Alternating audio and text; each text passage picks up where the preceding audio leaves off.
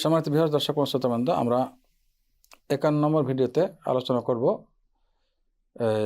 চুক্তি ভঙ্গ সম্পর্কে। চুক্তি ভঙ্গ করা সম্পূর্ণ হারাম, নিষিদ্ধ। আল্লাহ তাআলা কোরআনে কারিমে ইরশাদ করেছেন, ওয়া আউফু বিল আহদ ইন্নাল আহদা কানা মাসউলা। তোমরা চুক্তি ভঙ্গ করো না, চুক্তি পরিপূর্ণ করো, কারণ চুক্তি সম্পর্কে জিজ্ঞাসা করা হবে, তোমরা জিজ্ঞাসিত হবে। সূরা ইসরা আয়াত নম্বর 34।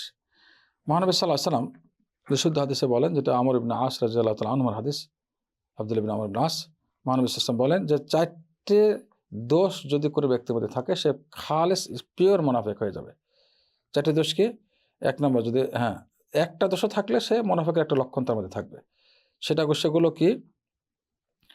যে আমানতের খেয়ানত করা, 2 নম্বর কথা বললে মিথ্যা বলা, 3 নম্বর হলো চুক্তি করলে এটা ভঙ্গ করা, 4 নম্বর হলো যদি ঝগড়া বিবাদ করে তখন আজে বাজে একেবারে বাজে কথাবার্তা বলা। ঝগড়া বিবাদের সময় একেবারে আজে বাজে কথাবার্তা বলা, যেটা নাকি নির্লজ্জ কথাবার্তা বলা, গুনাহ হয় এমন কথা বলা।